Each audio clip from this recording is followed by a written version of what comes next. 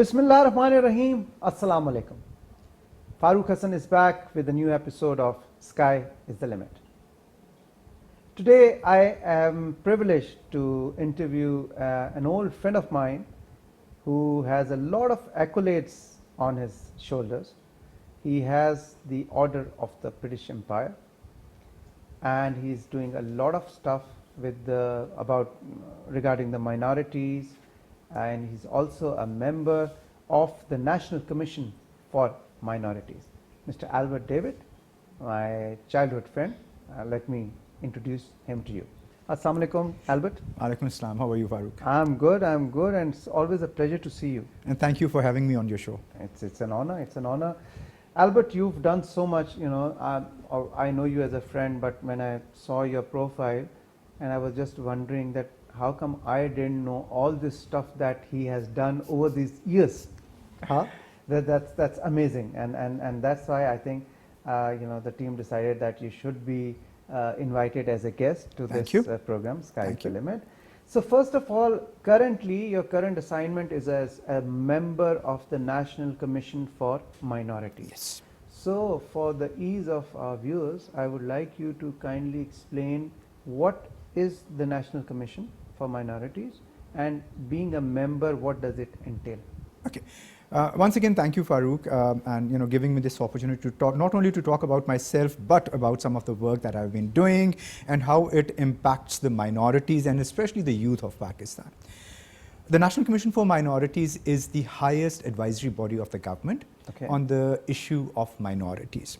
The main role of the commission is to advise government on the issues related to minorities in Pakistan. When I say minorities, this is the religious minorities in Pakistan. Religious minorities, and it includes all religions. All religions, people who are of other faith other than the Muslims in Pakistan. So as I've said, it is the highest advisory body to the government. We advise the government on issues related to minorities, on the, some of the legal issues which relate to the minorities in Pakistan. We help the government on formulating the policy on interfaith. We have currently done a document for the government which is called the Interfaith Harmony Policy. And basically it is going to cover the work of interfaith harmony in Pakistan by the central government, but working with the provinces as well. So the main idea of the National Commission is to advise government on the issues related to the minorities and take action into anything that happens in Pakistan which somehow affects the minorities. Okay, and it could be an unpleasant incident also, or it could be a pleasant. It could be an unpleasant or pleasant, yes. Okay, both, so we're going to talk about that also. And being a member, how many members does it have? We are, at the minute, we've got 4 Hindu members, 4 Christian members, we've got 2 Sikh members, 1 Parsi, 1 Kailash member, and then we've got 2 Muslim members as well. Oh, so from all the faiths? It's from all the faiths, and we are working on its legislation, and once the legislation is done, the scope would be more wider. We are including other faiths who are not currently represented on the commission. They will be included as well. Okay, great. So Albert, run us down the journey of your life. How come an individual living in a slightly remoter area of Pakistan, a smaller city of Pakistan, made it to being awarded the Order of the British Empire? That is one of the highest awards given by the United Kingdom, government of United Kingdom. How did you manage to reach to that level? I'm sure the viewers would like to get inspiration from your story. Basically, FAROOQ, it's a journey of hard work. It's a journey of commitment, and a commitment in a way that, whatever I believed in, I had a commitment towards it, and I wanted to fulfill it. Whether it was my personal life or whether, I wanted to do something for my community. So, a real Pindi boy. A real Pindi boy? A real Pindi boy, born here, educated here, went to school, St. Mary's over here, then went to the college, Cotton College over here. So, worked over here. So, all my life is Rawalpindi. So your first school was St. Mary's, as you mentioned. So, were you like a naughty kid in school, or were you the extracurricular guy, individual who's heavily participating into sports? I think I was one of those students who are sort of, who fit in all categories. Okay, You jack know, of all. exactly. Sort of, I was a good student, I think, but then I took part in, whether it was the extracurricular activities, taking Dramatics. dramatics, whether it was singing, Debating. debating as well. I represented my school in their cricket team. Then I went to college and then represented the college in the cricket team. So I was someone who wanted to explore everything. Okay, You know? and you managed to do that And eventually. Eventually. So yes, and the other thing, the interesting thing is that from my nursery till 10th, I think I changed 5 schools. 5. At least 5. Okay. These are the ones that I remember. What was the reason? I started with Playway Nursery in Okay. in Lalkurti. Then I went to St. John's. Then I went to Station School. Then I went to St. James in Murray. And then I came to St. Mary's. Was it that none of these schools was good enough for you, or were you like? No, they didn't like me. No, it was just sort of parents moving to Murray. Oh, okay. Murray was that. Okay. But otherwise, sort of, I had to leave Station School because it was for boys. It was only till class 3. Then I had to switch to St. John's. And then when I came back from when I was in Murray, the school was till only 8th class. So I had to come back to St. Mary's to do my metric. Okay. So and even in college, I started with Gordon College and then went to Murray. Okay. And then came back to Gordon College. Wow. So I've got a lots of experience on that. So tell me, I was just reminiscing and recalling the old days. I remember when we were kids and we used to go to school, we had a lot of class fellows who belonged to the to other sects also, and we used to live in perfect harmony. How is your childhood? How do you remember your school days and your college days? Was there any discrimination, or were you as important Pakistani as the others? Personally, I've not faced discrimination at that level. Yeah. Again, sort of, I had friends like you. Other friends. We are still friends. We have still got a metric group going on. Intact. Intact, and we meet and we sort of, get-togethers and everything. And the college time as well. Yeah. I think that was a different Pakistan altogether. I'm talking about sort of the 80s, but if we just go a few years back in the 70s and the late 60s, that was a completely different Pakistan. Pakistan has changed, I think, since the 80s. Okay. I think when we talk about the discrimination, the extremism, and all of that, I think that is a byproduct of the 80s and the process. A lot of things came in. A lot of things came, and that changed the social. I would say the social fabric of Pakistan. Again, sort of, since 80s, my youth, and then coming into the middle age, I've seen issues. I might have not faced them, personally, but around me, I have seen that Pakistan has changed. Okay. The people of Pakistan have changed. There have been issues which have been of concern. Yeah. There have been good. And you did a report on one also, the Salkot lynching. I did. Yes, I did. remember And that was based on that. So as a young person, I would say no, I did not face any discrimination. Okay. And I think it was basically that influence of the 70s coming, and we were growing up over there. No, but later in life, I have not, if not personally, but yes, as I've said, we'll definitely talk about that. So you went to college and you were like, you specialized in what? In medicine or in engineering or arts or what? Simply arts. Arts. Yeah, that was by choice? That was by choice. Okay. I wanted to. Very intelligent students, they opt for medicine. I wanted to go into the army. You wanted to go in the army? Yes. Oh, okay. I tried. Okay. Couldn't clear ISSB. Okay. And then it was, I had no interest then. So your dream was broken. Exactly. And you said that, okay, now I'll do whatever comes my way. Exactly. Okay. Exactly. Okay. So then I sort of, it was a complete change, but it was a dream. I wanted to sort of, have that uniform. My God. Okay. It's that. And did you prepare for it? I did. I don't know what happened. Maybe sort of it was not the day. Okay. But you have bad days. Yeah, you have bad days. You have bad days. So maybe it was not the day. But I think if you never tried again? I never tried again. Okay. I was so disappointed because I did sort of just try once, and I went with full preparation as far as I'm concerned. I didn't make it.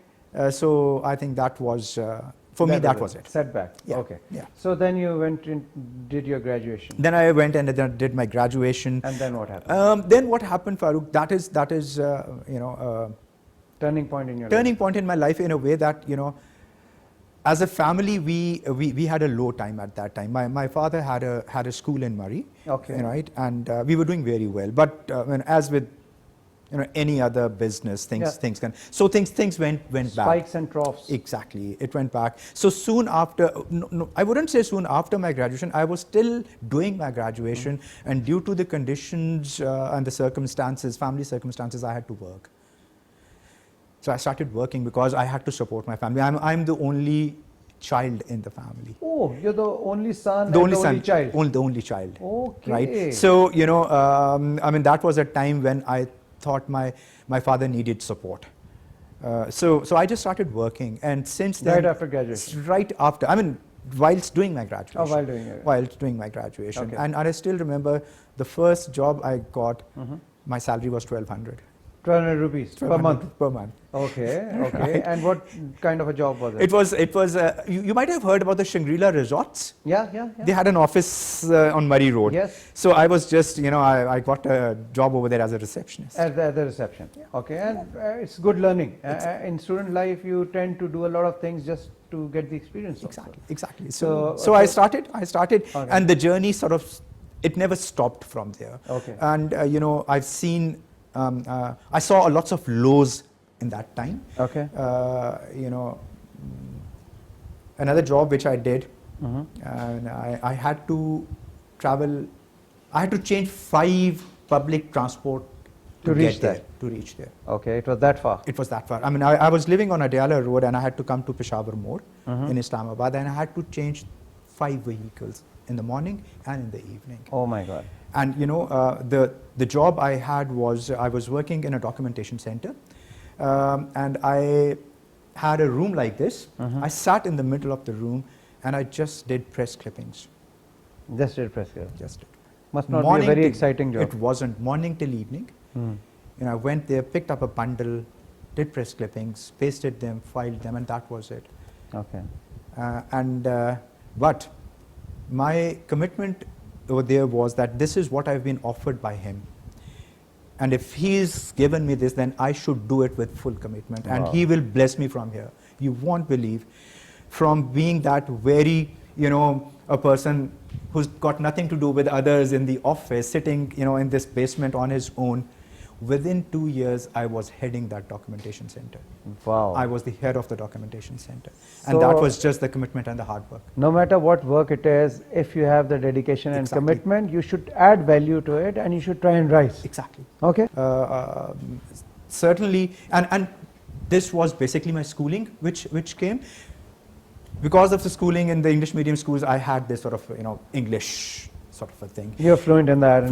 Communication skills. The communication skills. And I was picked just because of that. Sort of, I can represent the organization in international gatherings, in seminars and stuff. And they offered me, and I got it. And, you know, and when I think about it, FAROOQ, you know, and I still share it with young people that, you know, you don't get things in plate. You have to work hard. You have to work for them. There are no shortcuts in life. No shortcuts. Let's put it that way. Exactly. And you know, that's where sort of I started believing that, you know, if you accept what God offers you, He makes a way through it. Wow. You know, What a lovely thing to say. that's the whole crux of my story. From there, I got an opportunity to work with the British High Commission. It was just a normal From that press clipping job. Okay. I mean, I became the head of that documentation center. I did that for about 2 years, and then I got a job at the British High Commission. I went for that. You know, I started, you know, as one of the interpreters. Again, sort of, you know, the communication and everything. Okay. And the first day that I started my job, I looked at my grade, and the first thing I said over there is, "This is not my grade. I deserve better. I deserve better, and I will." And you believe me that within years, I was on the top grade at the British High Commission. I think you reached the highest level. I reached the highest that a Pakistani can. Exactly. Yeah. Exactly. Okay.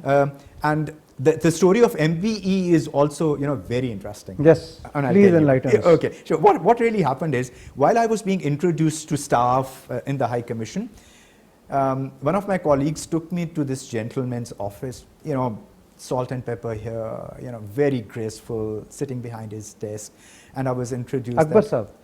No, it was Mr. Lodi. Mr. Lodi, okay. Mr. Lodi, Mr. Okay. Sadiq Lodi. Okay. Right, and I was introduced to Mr. Sadiq Lodi, saying that Mr. Sadiq Lodi, head of I think he was the head of media team at that time, and Mr. Lodi has been awarded MBE by the Queen. And Mr. just Lodi sounded music to your ears.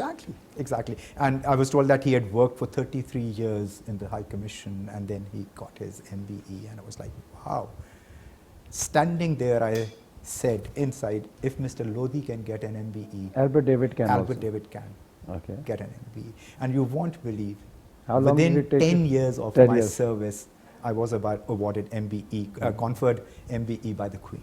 Wow. And what were the achievements that you did for which you were awarded this prestigious award? Basically, it was the work on forced marriages. Okay. Right, and this was the forced marriages of young boys and girls coming from the UK into Pakistan, and their families then forcing them into marriages against their will.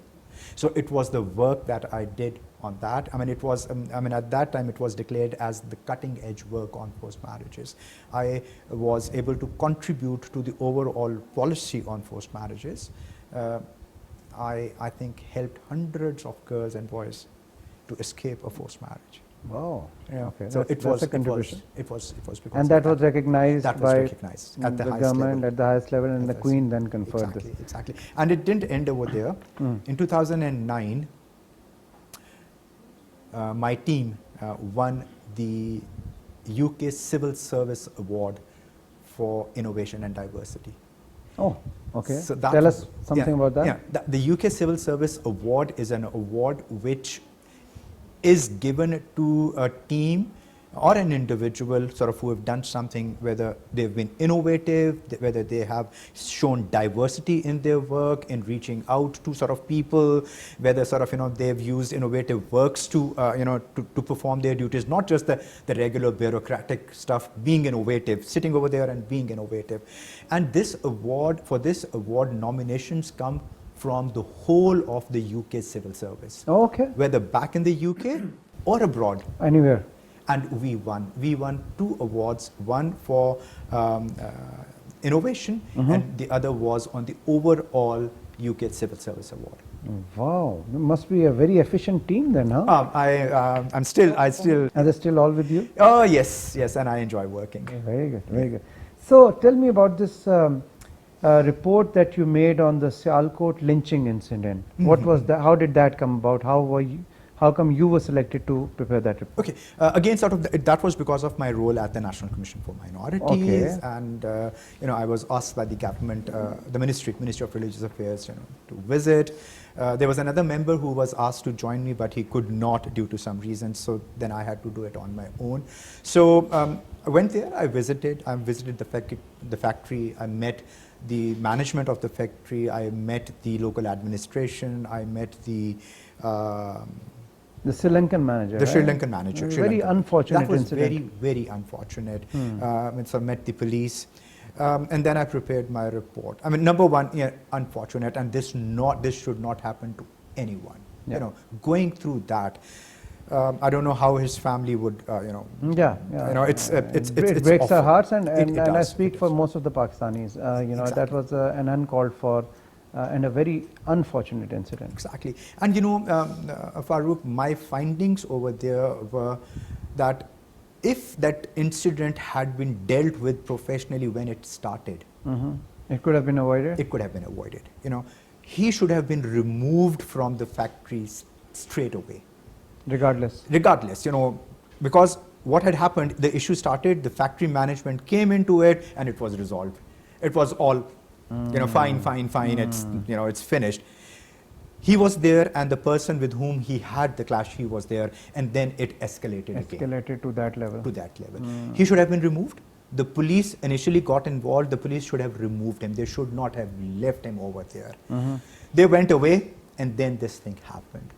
And when this thing happened, I think, and again, it is sort of mentioned in my report, and I've circulated it within the government, that the police then did not have the resource to manage the mob. They were then overwhelmed, right? Even they asked for police forces from the adjoining districts, but the mob was so charged that if they had tried to stop it, there would have been even more loss of life and property. Okay. Right. So by that time, the police were overwhelmed and they couldn't have done anything. And he had already died by the time. The police. That time, police. So I mean, one of the a couple of recommendations that I gave is, number one, that the resilience factor of our police should be increased. Their capacity, to deal with situations like this, conflict resolution, managing conflicts, how to handle a mob, knowing the psychology of the mob and how to sort of act, that should definitely be done. And those were the suggestions. Those were the suggestions. Okay. Again, sort of, resources and equipment. I mean, the police lacked resources and equipment. I mean, they were not resourced. And the other thing was, what can we do to deal with mob mentality? Yeah, that's the main question. That's the main mob question. mentality. The mob mentality. And you might have heard this term, justice vigilante, where the mob thinks that it's now their moral duty, authorized to sort of, so that is one thing I think that we need to focus on, and I've been stressing on this quite a lot. We, as a nation, as the state, we are very good in reacting, but we are not good in preventing. Or preempting, right? Once the incident happens, we are all over it. We'll do this, that person will be arrested, lots of commitment, and things even happen. But the person that has gone is not going to come back. Right? That's a loss of life. That's a loss of life. So my question, and it still remains, is what is it that we are doing to prevent these incidents from actually happening? Yeah. Makes sense. I mean, our approach is firefighting, not preventing it.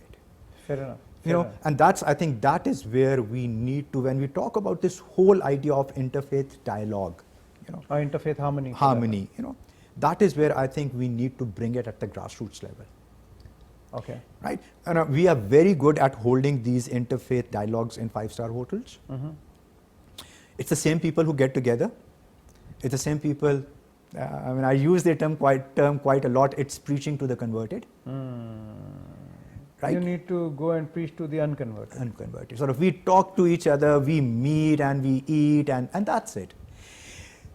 Where the incident or where these things happen, the dialogue hasn't trickled down over there. To that grassroots level. To the grassroots level. No, but Albert, tell me, our flag, the Pakistani national flag, it has two colors, green and white, obviously, white represents the minorities, right? And so you can see the significance attached to the minorities in Pakistan. They are an equal part of Pakistan, and they've been given representation in the flag.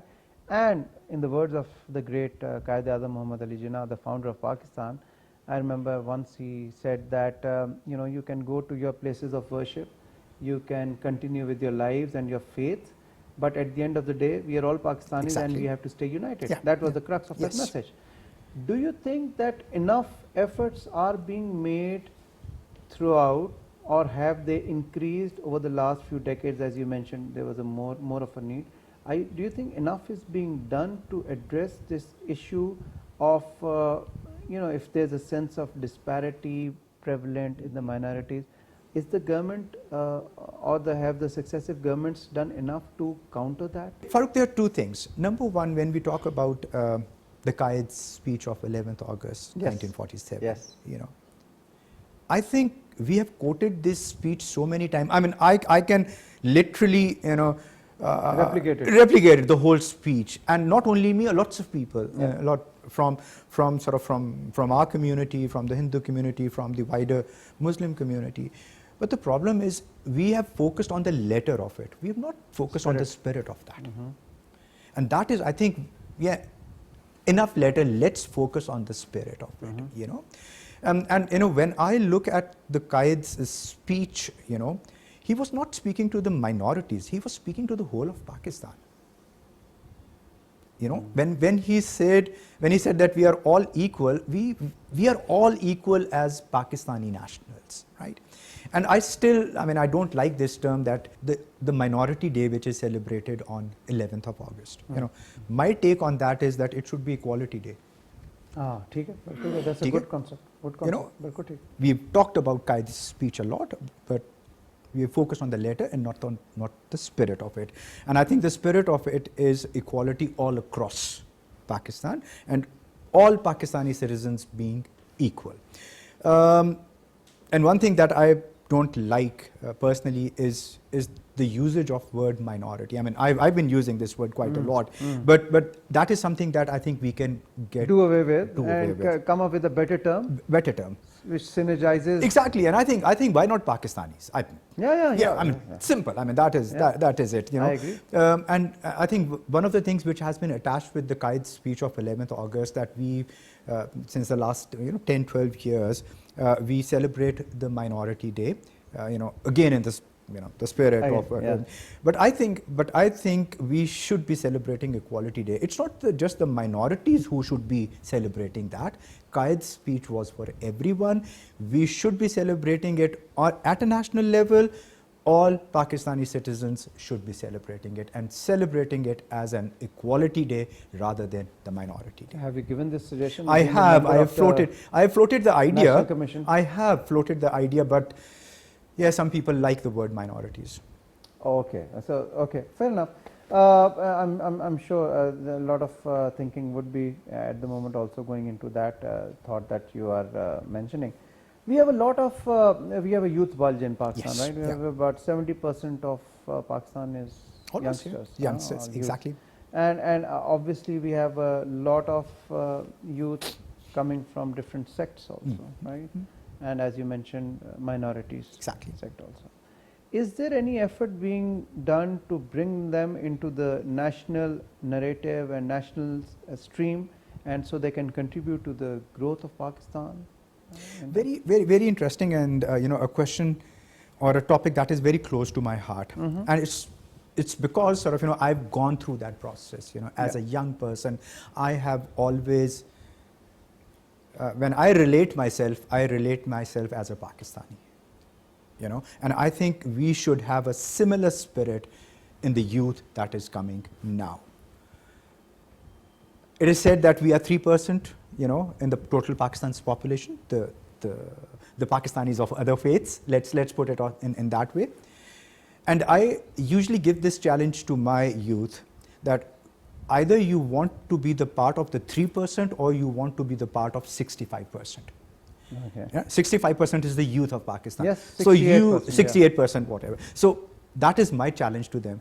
Don't consider yourself as part of the 3%. Consider yourself as part of the 60 or 70% of Pakistan. That's a very good point. And you would only sort of have that sense of nationalism when you think yourself at that level. Fair enough. And I think that is one thing that we should be doing. I mean, I personally, I've been working on this through a project which is called SALT, which is Social Awareness and Leadership Training.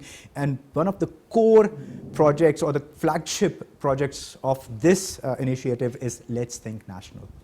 Let's think national. Let's Think National. And this is focused on the youth coming from other faiths of Pakistanis and bringing them into the national mainstream, bringing them together and discussing the national issues of Pakistan, not just the issues of Christians or Hindus.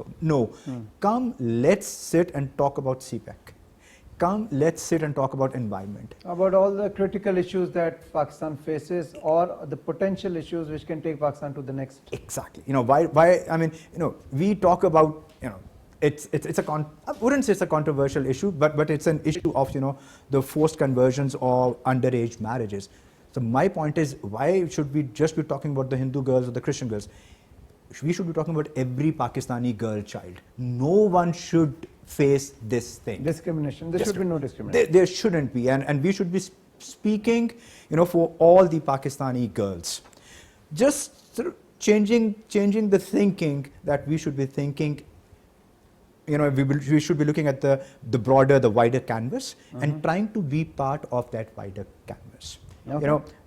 and I share it, and it would still be in my wallet. I keep a piece of jigsaw puzzle in my wallet. And the idea behind is that I am one of the piece of that big picture. Big picture. And until I am there, the picture is not going to get complete. Wow, that's an amazing. Well, you've been a trainer yourself, so I'm sure obviously that's the right way to think, actually. Exactly. So, and that is the message that we are giving to sort of to youth coming from our communities, is that start thinking differently now. And that message is trickling down? It is trickling down. It is trickling down, we are seeing a change. I mean, the change, change takes years. Yeah. It takes years because it's not going to happen. But at least we are sowing some seeds here and there, and we believe that we will start seeing a change. And, when we do this, let's think national, we get facilitators to come from the wider community to come and talk to these boys and girls. Experts who come and talk to them. That is also a way of breaking barriers, coming out of your own comfort zone and interacting with experts, with people coming from different faiths, and talking about these issues. So that is something that we are doing, and we are running another project which is called a certificate in leadership and governance. Again, sort of one thing. This is in your personal capacity? This is in my personal capacity. Okay. All of this is in my personal capacity. When I interact with youth coming from our community, the children, when I hear about the degrees that are doing and the studies that are doing, it's amazing. Nothing less what the wider youth is doing, but the thing which is lacking is confidence. The confidence to interact or the confidence to work, in the wider community. That is what they are lacking. The thing that, that victim mentality is not going. I mean, it's difficult that we are being, we are not being, we don't get opportunities. People stop us from coming in front. So it is sort of changing their mindset. No, if you work hard, I'm an example. If I can do it, you can do it. Anyone can do it. Anyone can do it. Yeah. So let's not lose hope, or let's not just stick into that cocoon or in your own corner and just think that, oh no, people will not let us do that because I'm a Christian or I'm a Hindu. My thinking is that if you want to be noticed, then you have to come to center stage. You have to come to center stage, and you have to change the mindset. Exactly. Basically. Exactly. Yeah. If you believe you can, you will. Exactly, and be part of the solutions. Be part of the, not the problem. Not the problem. Not the Yeah. problem. No one wants to be a part of the problem. Exactly. Absolutely, great. Yes, that's a great initiative. Because we have to take a small break here, but before we go on the break, let me tell you that Albert has also made a political party, and we're going to talk about that and how did that come upon. Let's ask Albert after the break. Stay tuned.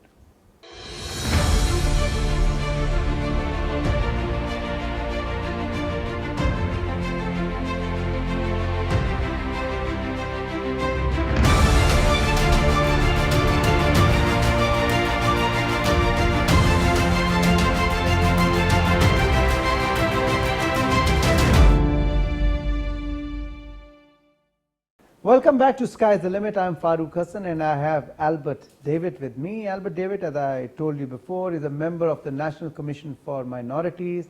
He's also been awarded the Order of the British Empire by Great Britain, and it's a great honor for any Pakistani. And today we have the honor of listening to his success story. So Albert, before we went on this short break, I told the viewers that once we come back, we're going to talk about the new political party that has entered the arena of politics in Pakistan, and you are the founder of that party. Would you like to tell us about that? How did that come along? No, it's not new, but it was, I mean, that was an idea which sort of started way back in 2012. Oh, okay. Right? Okay, and again, sort of, my urge to do something, my urge to do something, and that was basically, FAROOQ, what I was seeing is that again, sort of the minorities, I'm using the word again, they were pushed into minority wings by the mainstream political parties, and their role was very limited, just limited to minority wings, and that's it. And again, the same idea, whether you are Pakistani, you are part of Pakistan. If you are in a political party, you are part of the political party. You know, why can't you contribute to the overall policy of the party? I mean, why can't you become a, let's say, a general secretary of the central executive? And why you should only be limited to the minority wing? Yeah. Why? That's what the prevalent practice is. The practice is, and I thought there were lots of, very good political workers then who were committed and who had worked hard for political parties, but their role always remained limited to minorities. Yes. And they could not contribute, and I'm sure if they had the opportunity, they would have contributed to the overall policy of these parties. And that was the thing, and that's when I thought, why shouldn't we have, a political party, where these people, these young, people who have the energy, the ideas and everything, we bring them together and we give them a platform where they can sort of, openly, discuss their political ideas. I mean, they can, work on them. And why can't we work as partners to political parties? We have minorities, heading different political parties in Pakistan, or is this the only one? No, we have others we as have well. Other we have others as well. Yeah. We have others. But I mean, the one good thing was that at that time when we started, I think we were the only second or third political party was actually registered with the Election Commission of Pakistan. Okay. Right? Okay. Sort of we went through all of that process. And then we had representation from all four provinces of Pakistan. I mean, the bulk of it came from Punjab because, I mean, there's the majority of Christians live in Punjab. So it started. We had a very good start. Unfortunately, due to my official commitments, I had to take a step back. Oh, okay. It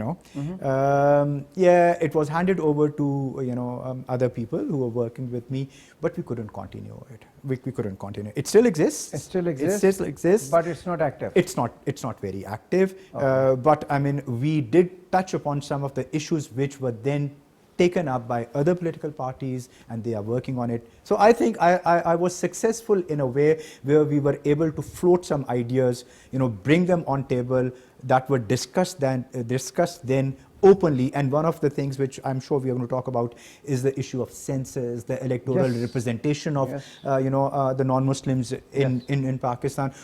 So those were some of the ideas then other people started talking about, which were not discussed previously. So you managed to raise that awareness. Create that issue into something that should be discussed. Exactly. And then sort of, when I became the member of the National Commission for Minorities, this is sort of a apolitical sort of a thing, where we work with the government, whatever our political affiliations are, that are one side, we work for the state and we work with the state. Okay, great. So that brings me to my next question, which is what you just mentioned regarding the census and electoral reforms for minorities. What's the status on that, and what work is being done on that front? Okay, to talk about the census first, I think as you know that the previous census, I mean, they were not accepted by everyone. People had reservations. I know MQM, they had their reservations. Balochis had their own reservations about the whole census and the process and the results. Similarly, we had our concerns as well. And the concern was that our population, that was 1.5% in the previous census, when these censuses were done, it came down to 1.32. Oh. Right? Okay. So that was a huge concern for us, that why our population is decreasing. Is decreasing. Whereas the overall population is increasing. So we still have our concerns on it, and we worked with the statistics division, and we are trying that issue can be rectified. Now, I know there are some issues because of illiteracy in our own community as well. People don't know what is happening. They don't come forward and register themselves, or they don't have the full details or whatever. But I think this is the responsibility of the state to make sure that every person is counted. And people have their own, I would say, the things that they might not be able to do it, but the state has to make sure that everyone is counted. The other issue with that is that in the census of 1980, we were the largest minority of Pakistan. Okay. Periodically, we are now a minority among the minorities. Oh, okay. What's the breakup right now? The breakup right now is that our Hindu community is the number one. I think they are about 1.8 0.28% of the total population. We are about 1.27% to be precise, okay, which is a decrease of 0.32% when you consider at 22 crore. That's a significant number. Yeah. 0.32%. Yeah. And then sort of it's other communities. So we once were the largest. The leading minority. I mean, I've been said that, I mean, there has been migration. I mean, I don't see a mass exodus from Pakistan of Christians. Yes, people have left, but it's not to that extent where, you know, we can say millions of people have left Pakistan. No, they haven't. So there is something wrong somewhere. So have you raised that issue with the government? Have raised it. We've raised it with the government. Is there anything being done? We were sure that sort of, you know, this time the enumerators would be more trained, they would be made more sensitive, you know, when they're recording, especially the box of recording the religion. So, and then sort of some of our civil society organizations are working with the enumerators just to make sure that people are registered properly. But I think your numbers really matter because they link with lots of rights that you have in a society. That you have associated with, absolutely correct. Exactly. So that's one issue that sort of is concerning for us. The other issue of the electoral reforms, again, that is something that is serious, and I think it should be taken upon by the government now. We were allocated 10 seats in the National Assembly of Pakistan in 1985. 1985, okay. 1985. Unfortunately, 30 years after that, we still have 10 seats. Because the population percentage hasn't increased. But then why has the seat of the overall representation in National Assembly gone up? You know, from 200, they are almost 342 something, something like that, to be precise. Can we say that since 1985 till this day, the number of minorities hasn't increased in Pakistan? You know, and plus, I think overall as well, I think minorities should be given more representation in the parliament.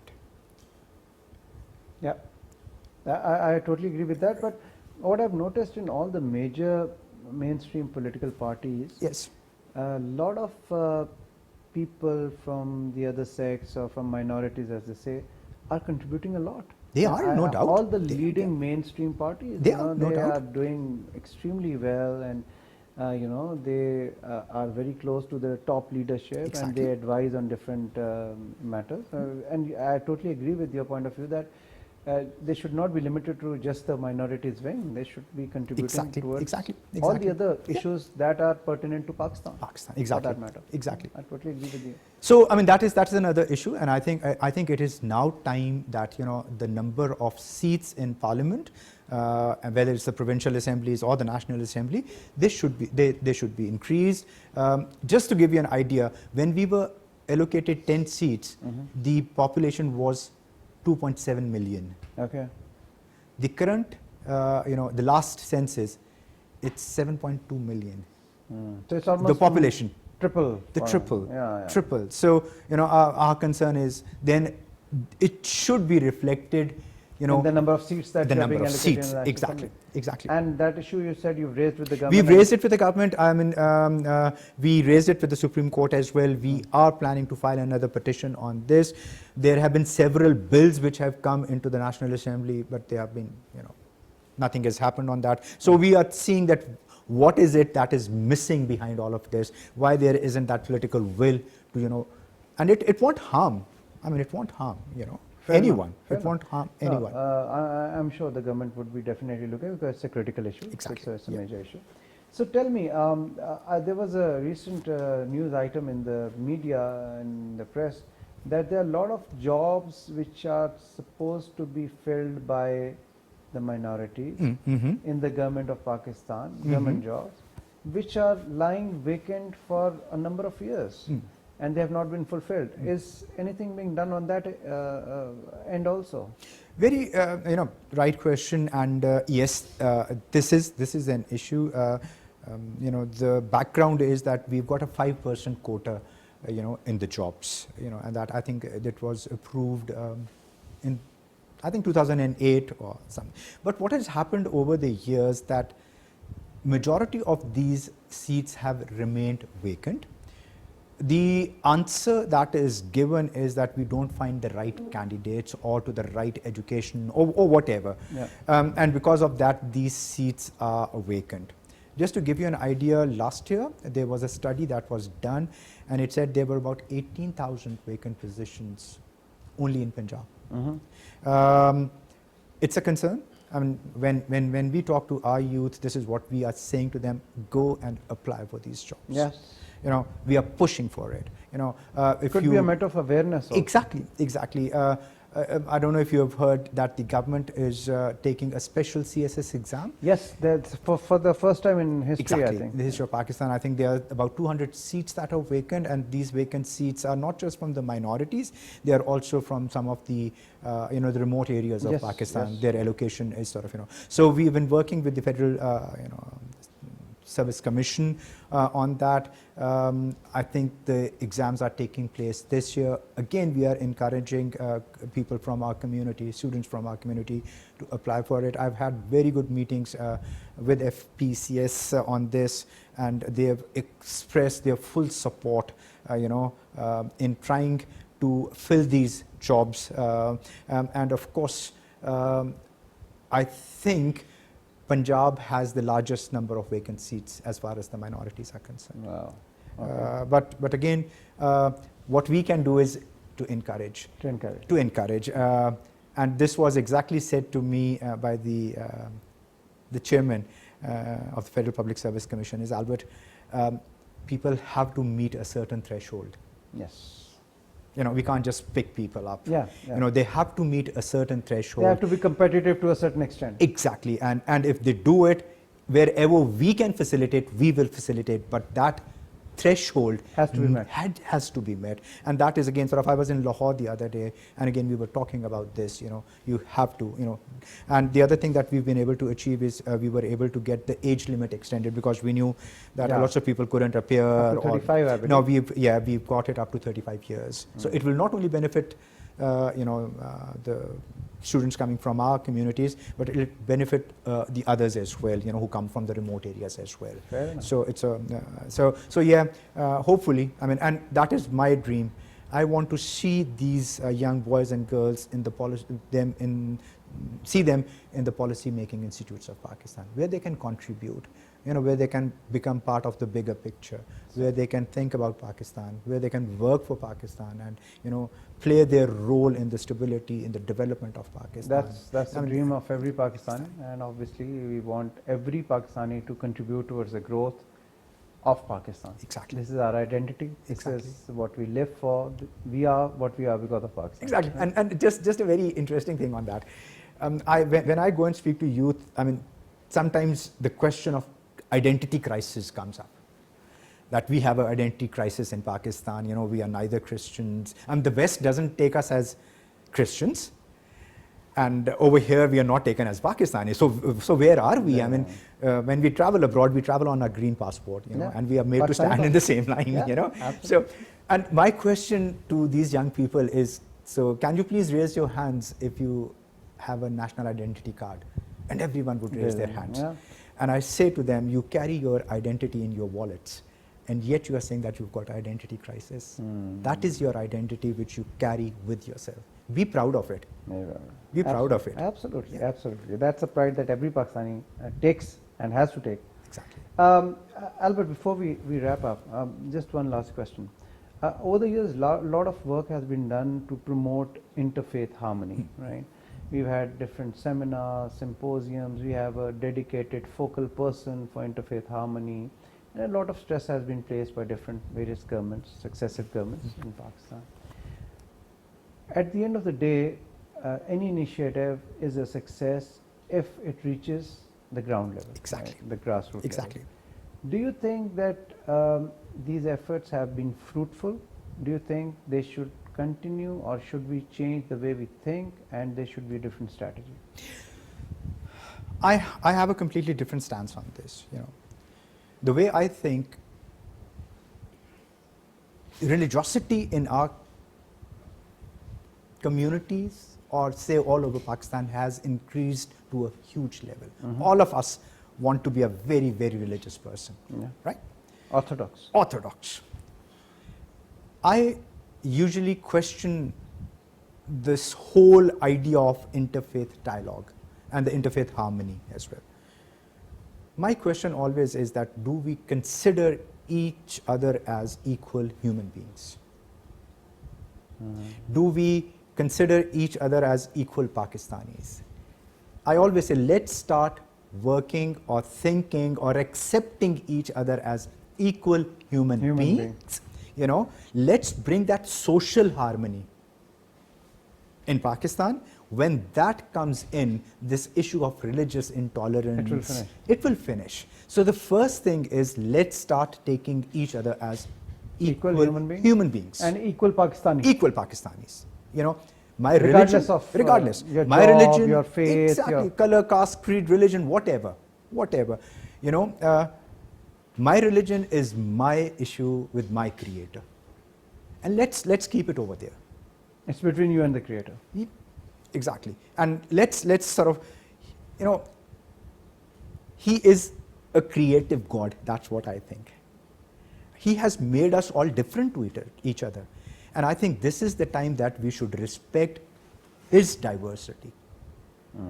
You know, because He's made us different, let's accept that. We are different, but let's respect that difference. Let's, you know, respect that diversity.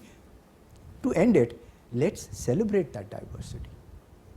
You know, the rich culture, the rich sort of the religious culture we have in Pakistan, why not celebrate it? Capitalize on it. Capitalize on it. You know, why use it in other ways? Let's celebrate that diversity. That's a good thought. Albert, anything you'd like to say to the youth of Pakistan before we sign off? And a lot of people would be watching you right now. You are an inspiration story that how a person from a humble background in a small city of Pakistan can be conferred the Order of the British Empire by the Queen Majesty herself. So, you know, I would like you to say a few words for the youth of Pakistan. Commitment. And never ever compromise on your integrity. Never ever. Pakistan as your first priority. I do that, and I openly talk about that. And I have a firm belief that I will not progress until Pakistan progresses. Yeah, that's a good thought. Commitment, integrity, and Pakistan, our identity. Those are three things I think should be the hallmark defining each and every Pakistani. Albert, been such a pleasure talking to you after a long time. I wish you all the best with your role as the member of the National Commission, you know, for minorities. And I'm sure you're going to keep contributing towards Pakistan, the image of Pakistan, and I wish you all the best. Thank you very much for having me. Thank you for your time. Thank you. Thank you. Viewers, with this we come to the end of this episode of Sky is the Limit. Inshallah ta'ala, I will see you in another exciting episode of Sky is the Limit. Till then, Allah Hafiz.